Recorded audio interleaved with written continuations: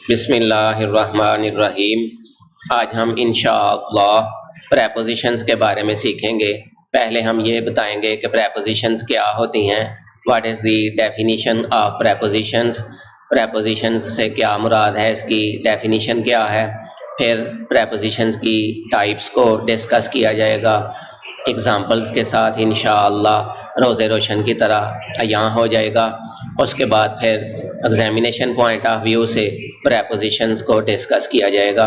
तो आप बड़ी कामिल तवज्जो के साथ ये देखिएगा, सुनिएगा और समझने की कोशिश कीजिएगा। पहले हम ये देखेंगे what is a preposition, preposition क्या होती है।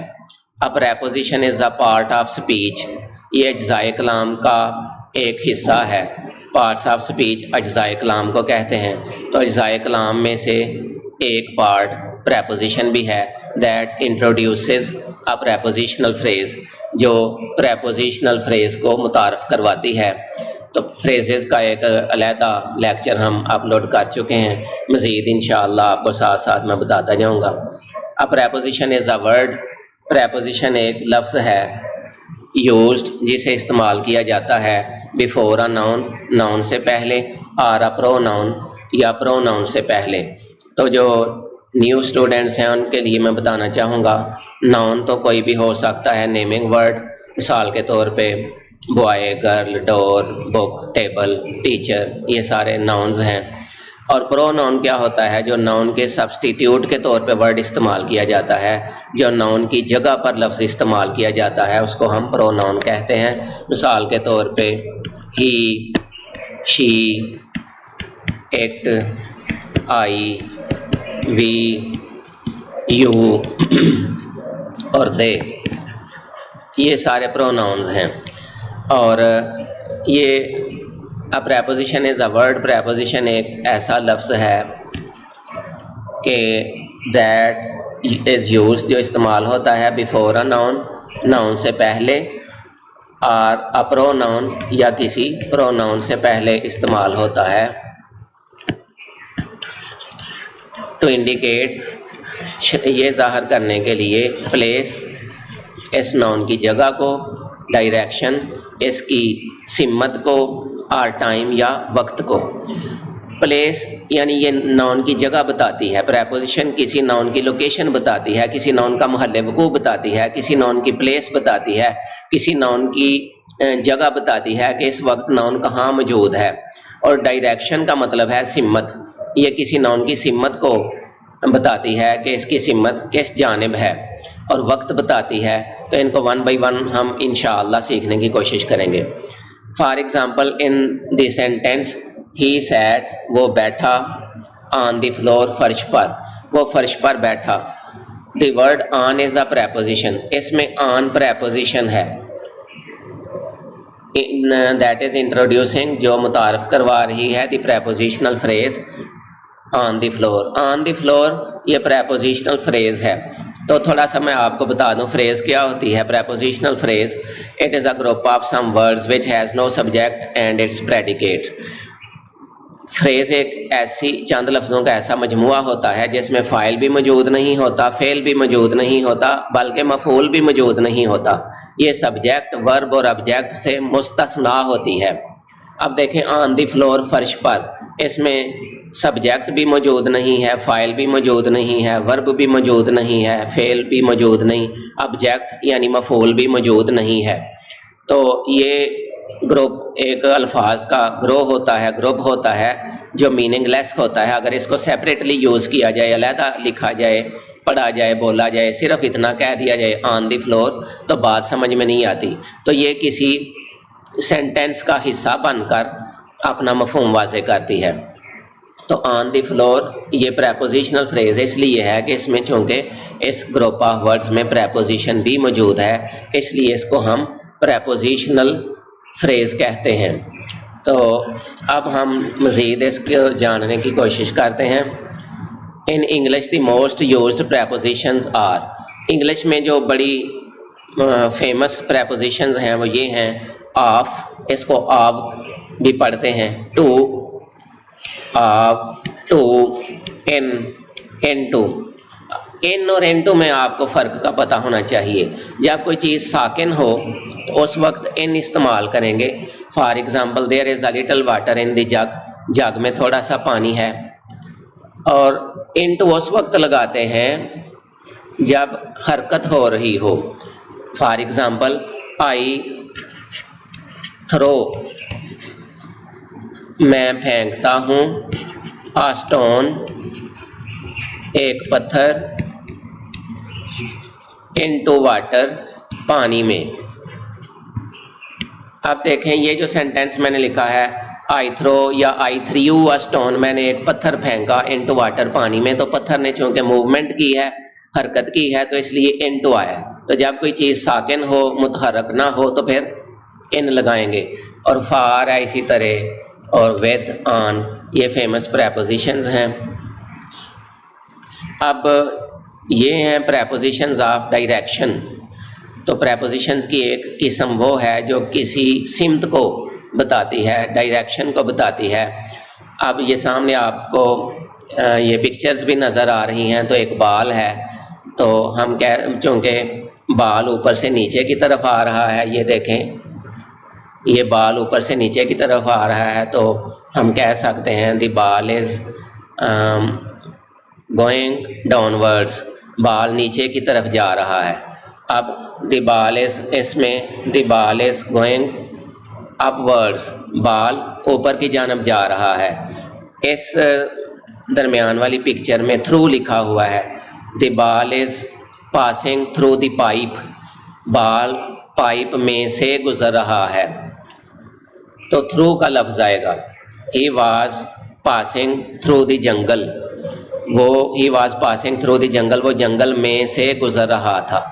तो over, the ball is over the box, ball box के ऊपर है, या we can say that the fan is moving over our head, हमारे सर के ऊपर पंखा चल रहा है।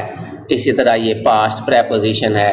अवे फ्रॉम है कि ये जो टारगेट है उससे बाल दूर जा रहा है, तो ये अवे फ्रॉम प्रेपोजिशन आई है। तो इस पिक्चर में बाल टारगेट की तरफ आ रहा है, तो टू प्रेपोजिशन आई है। जिस तरह हम कहते हैं the ball is going to its destination, गेंद अपनी मंजिल की तरफ जा रहा है या बढ़ रहा है।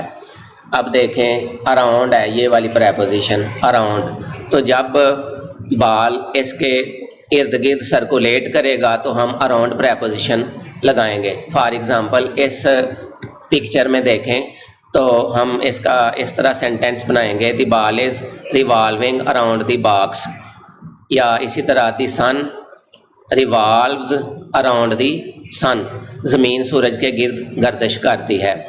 ये आगे जी ये ग्रीन वाला जो बॉक्स है इसमें इनटू है, तो बाल चूँकि बॉक्स में हरकत करके जा रहा है तो इसलिए इधर इनटू प्रेपोजिशन आई है। तो नेक्स्ट में ये हरकत करके बाहर जा रहा है, तो आउट ऑफ प्रेपोजिशन आई है। आउट ऑफ इस मीनिंग में भी आता है, मसलन ही सिक्योर्ड 700 मार्क्स आउट ऑफ 1000, तो उसने 1000 में से, ये देखें, ही सिक्योर्ड 700 मार्क्स आउट ऑफ या आउट ऑफ 1000, उसने 1000 में से 700 नंबर हासिल किए। Secured, SECURED, secured, he secured 700 marks out of 1000, उसने 1000 में से 700 नंबर हासिल किए। तो ऑन टू, ये बाल ऊपर हरकत करके इसके ऊपर सरफेस पे जाएगा, तो इसलिए ऑन टू प्रेपोजिशन इस्तेमाल होगी। अक्रॉस प्रेपोजिशन उस वक्त आती है जब किसी सरफेस के साथ साथ कोई चीज़ चल रही हो, तो फिर ये प्रेपोजिशन इस्तेमाल करते हैं अक्रॉस। मिसाल के तौर पे ये बड़ा इम्पॉर्टेंट फ़िक्रा है, मसलन the bus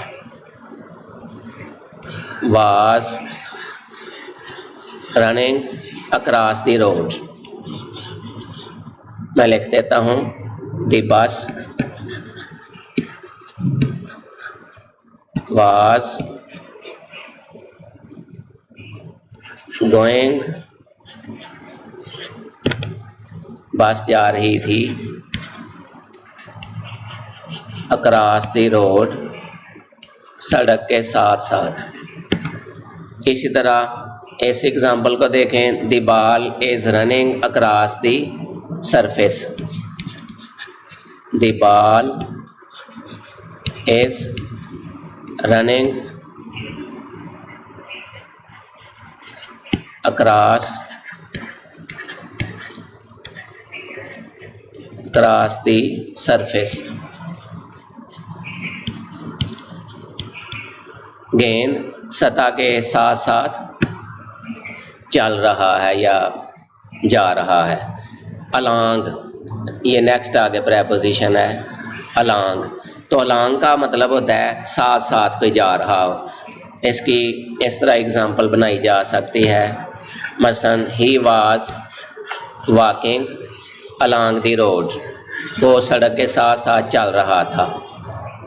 he was walking along the road, या अलॉन्ग द फुटपाथ कर लें, ज़्यादा बेहतर है। अलॉन्ग द फुटपाथ, ये मैं दोबारा लिख देता हूँ, अलॉन्ग द फुटपाथ।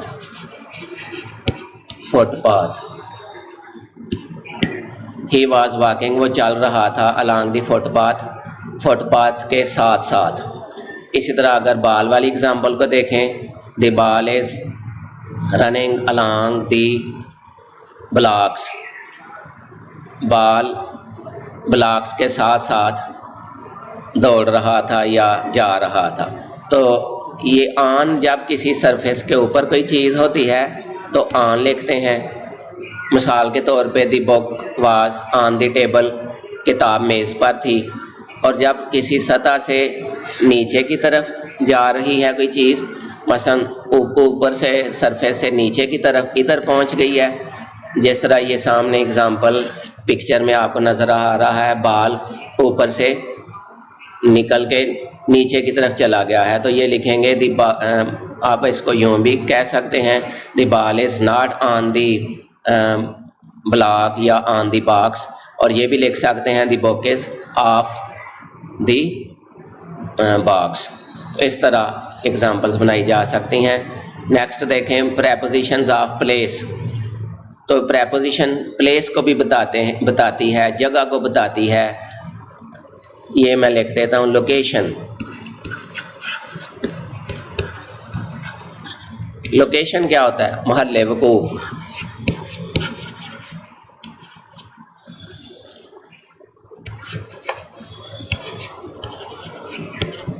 महल वकूअ यानी जगह, कि ये नाउन इस वक्त कहाँ है, कहाँ पड़ा हुआ है, कहाँ मौजूद है।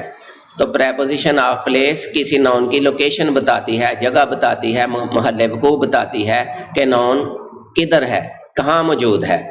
ये सामने बड़ी वाज़े और खूबसूरत पिक्चर्स हैं जिनकी मदद से आसानी से नाउन की लोकेशन को जाना जा सकता है। मिसाल के तौर पे ये जो इधर ये वाली पिक्चर है, इसमें आप लिख सकते हैं the ball is behind the box. इसमें आप लिखेंगे the ball is in front of the box. इसमें next to the ball is next to the box. इधर the ball is between two boxes, गेंद दो बॉक्सेस के दरमियान में है। तो अमंग मीन भी दरमियान होता है और बिटवीन मीन भी दरमियान होता है, तो इनके डिफरेंस को जानना अज हद ज़रूरी है। जब दो चीज़ों के दरमियान बात करनी हो, दो चीज़ों के दरमियान, तो फिर इस्तेमाल करते हैं बिटवीन। बिटवीन का मतलब है दो के दरमियान में। अमंग कहते हैं ज़्यादा के दरमियान में। अमंग का मतलब है ज़्यादा के दरमियान में। फॉर एग्ज़ाम्पल मैं मिसालें भी देता हूँ, इनको अच्छी तरह ज़हनशीन कर लें। ये एग्जामिनेशन पॉइंट ऑफ व्यू से जो MCQs आते हैं मुकाबले के इम्तहानात में भी और स्कूल वगैरह में भी, तो उसमें ये बड़े इम्पॉर्टेंट क्वेश्चन हैं जो आ सकते हैं। मिसाल के तौर पे the property PROPERTY, the property was divided, property तकसीम की गई between two brothers, between two brothers, दो भाइयों के दरमियान। The property was divided, property तकसीम की गई बिटवीन टू ब्रदर्स, दो भाइयों के दरमियान। तो टू की बात हो रही है, दो भाइयों की बात हो रही है, तो बिटवीन इस्तेमाल हुई है प्रेपोजिशन।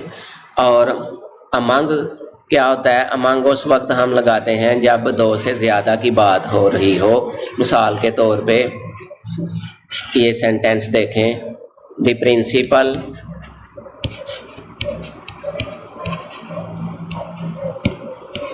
was standing, प्रिंसिपल साहब खड़े थे among the students, स्टूडेंट्स के दरमियान में। तो बहुत से स्टूडेंट्स थे। The principal was standing, principal साहब खड़े थे among the students, स्टूडेंट्स के दरमियान में। तो ज़्यादा के दरमियान हो तो among preposition will be used, among preposition इस्तेमाल की जाएगी। नियर, नियर आपको पता है नज़दीक है। The ball is near the box, ball box के नज़दीक है। The ball is above the box, ball box के ऊपर है। बिलो, तो बिलो नीचे को कहते हैं। The cat is under the table, बिल्ली मेज़ के नीचे है। The ball is below the box, ball box के नीचे है। अब ये तीन लफ्ज़ आप ज़हन नशीन कर लें। अंडर मीन भी नीचे होता है,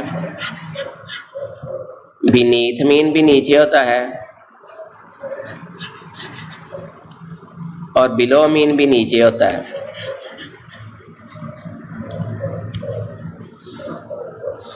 for example the class was sitting beneath the tree, class दरख्त के नीचे बैठी थी। और under we were playing games under the shade, हम शेड के नीचे या अंडर द ट्री दरख्त के नीचे हम गेम्स खेल रहे थे।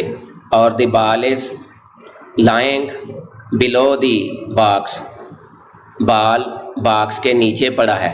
तो what is the difference among these words? तो इन अल्फाज के दरमियान क्या फ़र्क है? मीनिंग के लिहाज से एक ही हैं, अंडर भी नीचे, बीनीथ भी नीचे, बिलो भी नीचे। तो इस्तेमाल में बिल्कुल मामूली सा फ़र्क है, लेकिन बिलअमूम ये एक मानी के तौर पे इस्तेमाल भी किए जा सकते हैं। तो आप अंडर की जगह बीनीथ और बीनीथ की जगह बिलो ज़रूरत के मुताबिक इस्तेमाल कर सकते हैं। ये नीचे जी एक बॉक्स है, इसमें गेंद डब्बे में पड़ा हुआ है। तो ये लिखा जाएगा the ball is in the box. ये ऑन है, the ball is on the, the ball is on the box, the book is on the table. इस तरह करेंगे। प्रेपोजिशंस ऑफ टाइम, कुछ प्रेपोजिशंस वक्त बताती हैं। वो पहले जो हमने पढ़ी हैं प्रेपोजिशंस ऑफ प्लेस, ये देखें, ये जो हमने प्रेपोजिशंस पढ़ी हैं प्रेपोजिशंस प्लेस, ये वेयर का जवाब देती हैं। किसका? वेयर का। कहाँ का आंसर मिलता है इनसे, वेयर, वेयर कि ये चीज़ है कहाँ, इसकी लोकेशन कहाँ है, इसकी जगह क्या कहाँ है। वेयर का जवाब मिलता है कि फ़लाँ चीज़ कहाँ पड़ी है, कहाँ मौजूद है। वेयर, कहाँ का जवाब मिलता है। तो अब ये जो प्रेपोजिशंस हम शुरू करने लगे हैं, प्रेपोजिशंस ऑफ टाइम, ये वक्त बताती हैं और ये व्हेन का आंसर देती हैं। व्हेन, कब। ये व्हेन का आंसर देती हैं। तो मशहूर प्रेपोजिशंस हमने 3 कॉलम बना के लिख दिए हैं, ये इनको ज़रा समझने की कोशिश करें। एट, जब भी लिखें एट नाइट रात को, एट 10 o'clock 10 बजे, एट नून दोपहर को, एट मिडनाइट, इसी तरह एट सनराइज तुलुए आफ्ताब के वक्त, एट सनसेट ग़ुरूब आफ्ताब के वक्त, एट द वीकेंड वीकेंड पर। इन प्रेपोजिशन कहाँ लगानी है ये समझना इंतहाई ज़रूरी है, मोस्ट इम्पॉर्टेंट, क्योंकि most of the students commit mistakes while using wrong prepositions. तो कुछ स्टूडेंट्स गलत प्रेपोजिशंस लगा के तो बड़ी मिस्टेक्स करते हैं, तो इसमें फिर उनका जो अवार्ड है वो मुतासर होता है। तो इसलिए ये समझने की कोशिश करें। इन प्रेपोजिशन कहाँ कहाँ, इन द मॉर्निंग सुबह, इन द आफ्टरनून बाद दोपहर को, इन द इवनिंग शाम को, इन फेब्रुवरी फरवरी को, इन द स्प्रिंग मौसम बहार को, इन समर गर्मियों में, इन आटम मौसम ख़ज़ां में, इन विंटर मौसम सरमा में, इन 2013 2013 में, इन अ फ्यू मिनट्स चंद मिनट में।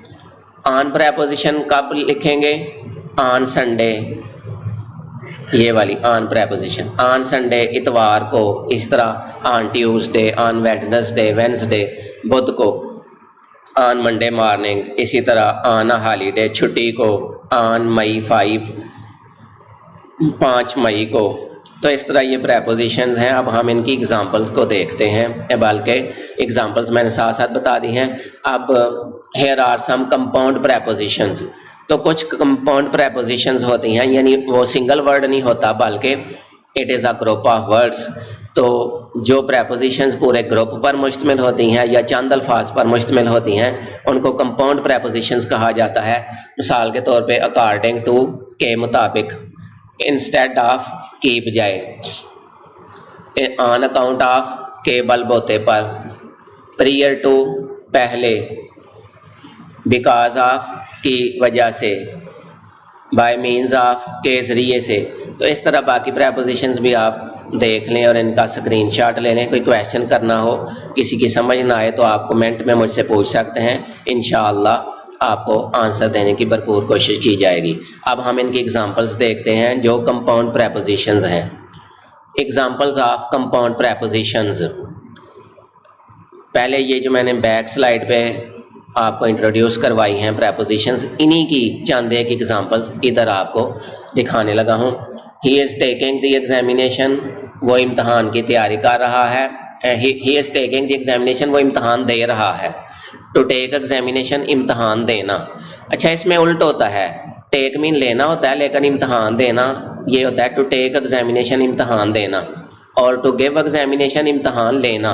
ये एक दूसरे के अपोजिट वर्ड्स इस्तेमाल होते हैं। He is taking the examination, वो इम्तहान दे रहा है।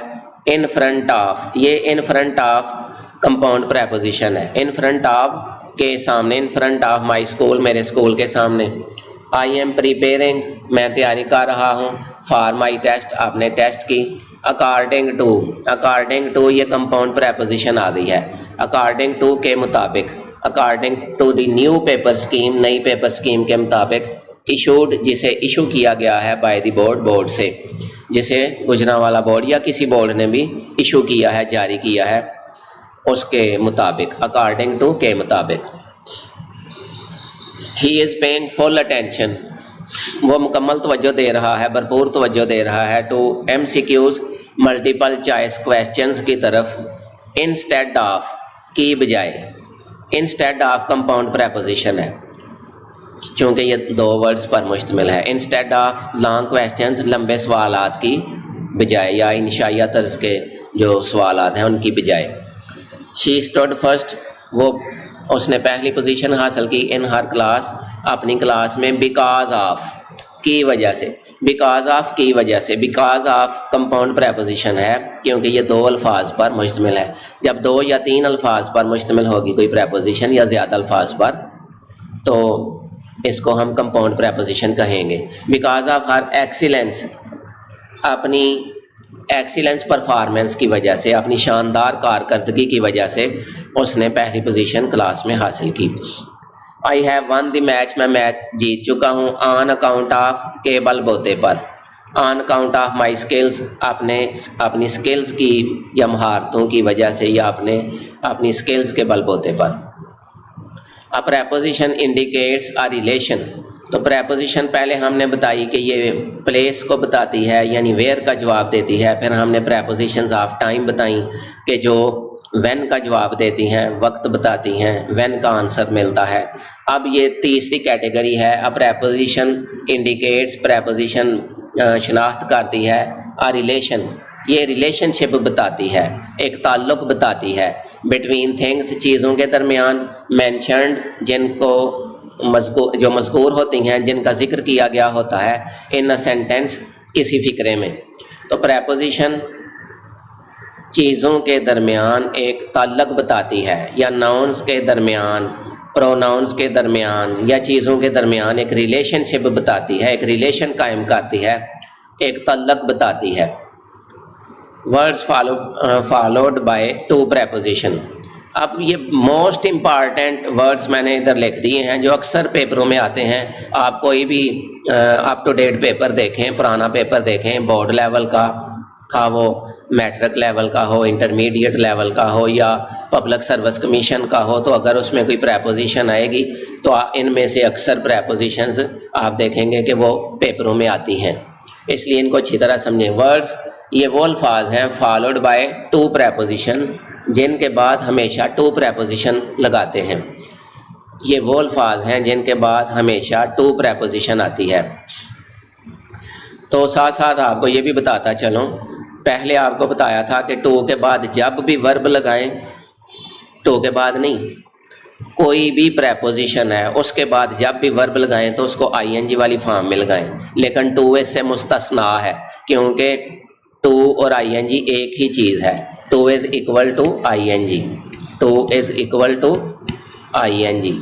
तो इनमें से कोई एक लगा लें। अगर टू लगाना है फिर आईएनजी नहीं लगाना, अगर आईएनजी लगाना है तो फिर टू नहीं लगाना। मसलन टू रीड पढ़ना, ये लिखना है, ये भी ठीक है, इसकी जगह आप रीडिंग लिख लें, तो एक ही चीज़ है, रीडिंग मीन भी पढ़ना। लेकिन ये सिचुएशन के मुताबिक हम इनकी सिलेक्शन करेंगे, जो सूटेबल वर्ड होगा वो यूज़ किया जाएगा। एक बात तो ये कि कोई भी प्रेपोजिशन हो टू के अलावा तो उसके बाद आईएनजी वाली फॉर्म लगाते हैं, लेकिन टू के बाद हमेशा फर्स्ट फॉर्म लगाते हैं, ठीक है जी। दूसरी बात ये कि टू के बाद या कोई भी प्रेपोजिशन है, कोई भी प्रेपोजिशन है इंग्लिश की, उसके बाद जब भी आपने कोई प्रोनाउन लगाना है तो उसको फ़ाइली हालत में कभी भी यूज़ नहीं करना, बल्कि आम तौर पर उसकी मफूली हालत इस्तेमाल की जाती है। मसलन इन, ऑन, एट, ऑफ, फ्राम, ये जितनी भी प्रेपोजिशंस हैं, इनके बाद जब भी प्रोनाउन लगाना है तो उसकी मफूली हालत यानी ऑब्जेक्टिव केस आएगा।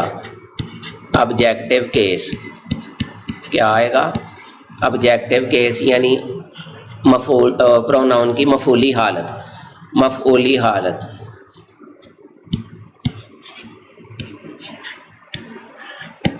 फिर सुने, कोई भी प्रेपोजिशन हो उसके बाद जब भी आपने प्रोनाउन लिखना है,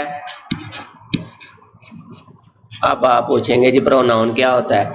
आई, इधर से शुरू कर लेना, I, we, you, he, she, it, you, they, जितने भी हैं, he, she, it, I, we, you, they, ये जितने भी प्रोनाउन हैं इनकी तीन तीन हालतें होती हैं, फ़ाइली हालत, मलकियती हालत और मफूली हालत। तो प्रेपोजिशन के बाद जब भी आपने प्रोनाउन लगाना है तो उसकी ऑब्जेक्टिव फॉर्म लगानी है, मफूली हालत लगानी है, पहली दो हालतें नहीं लगानी। मिसाल के तौर पे मैं इधर लिख भी देता हूँ,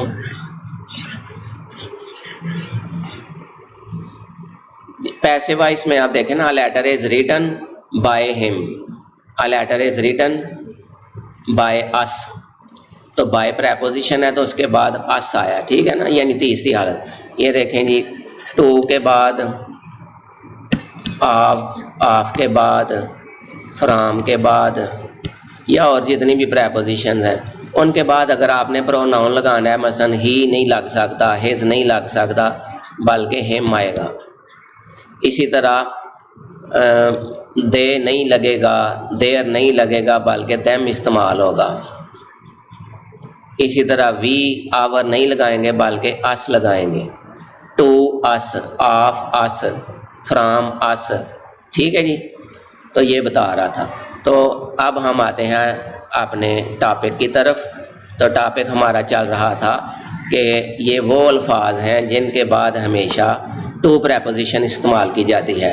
मसलन senior to, junior to, inferior to, superior to, prefer to, exceed to, access to, addicted to, admit to, apologise to, appoint to, close to, due to, engaged to, invite to.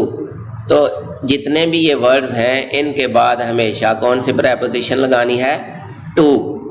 तो ये अक्सर वर्ड्स ये paper में पूछे जाते हैं। अब हम इनकी एग्जांपल्स देखते हैं। मसलन ही इज़ एडिक्टेड टू, वो आती है स्मोकिंग। अब देख लो जी, ये to, he is addicted to वो आती है स्मोकिंग, सिगरेट नोशी का। ही हैज़ बिन एडमिटेड, उसे दाखिल किया गया to the medical college, medical college में। तो एडमिट के बाद भी टू प्रेपोजिशन आई है, एडिक्टेड के बाद भी टू प्रेपोजिशन आई है। She is anxious to hear, she is anxious to, anxious के बाद टू आया, टू प्रेपोजिशन आई है। शी इज़ एंग्जियस, वो बेचैन है, टू हियर सुनकर the news of his accident, वो उसके एक्सीडेंट की खबर सुनकर बेचैन है। या शी इज़ अपसेट, वो परेशान है। या शी इज़ सैड, वो गमगीन है, अफसुर्दा है। यू मस्ट अपोलोजाइज, आपको माफ़ी ज़रूर मांगनी चाहिए। टू हिम, उससे। तो अपोलोजाइज के बाद भी टू प्रेपोजिशन आई है।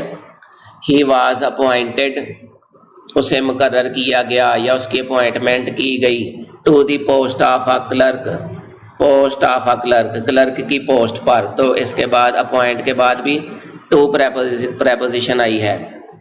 हिज हाउस इज़ क्लोज, उसका मकान नज़दीक है। टू माई स्कूल, मेरे स्कूल के। तो क्लोज के बाद भी टू प्रेपोजिशन आई है। ही वाज पनिश्ड, उसे सज़ा दी गई। ड्यू टू, की वजह से। ड्यू टू हिज मिस्टेक, उसकी गलती की वजह से। तो ड्यू के बाद भी टू प्रेपोजिशन आई है। शी इज़ एंगेज्ड, उसकी मंगनी हो गई है। टू अ यंग मैन, एक नौजवान से। तो एंगेज्ड के बाद भी टू प्रेपोजिशन आई है। मज़ीद आप खुद प्रैक्टिस करें। जैसा कि मैं पहले बता चुका हूँ कि जितनी आप अपनी प्रैक्टिस करेंगे आपकी स्किल्स उतनी ही इम्प्रूव होती चली जाएंगी। इंग्लिश को लिखने से, पढ़ने से, बोलने से और टेस्ट देने से और इसकी कंप्रीहेंशन से, समझ बूझ से आपकी इंग्लिश इंशाअल्लाह इम्प्रूव होती चली जाएगी।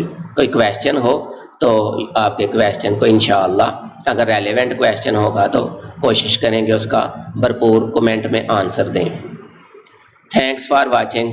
और साथ साथ ये भी बताता चलूँ कि अगर आप रेगुलरली इंग्लिश ग्रामर और कंपोजिशन को सीखना चाहते हैं और इम्तहानात में मैक्सिमम अवार्ड हासिल करना चाहते हैं तो फिर रेगुलरली हमारी वीडियोस सुनने के लिए चैनल्स को सब्सक्राइब करना ना भूलिएगा। अल्लाह ताला आपका और हमारा हामी नासिर हो। अस्सलामु अलैकुम वरहमतुल्लाहि वबरकातुहू।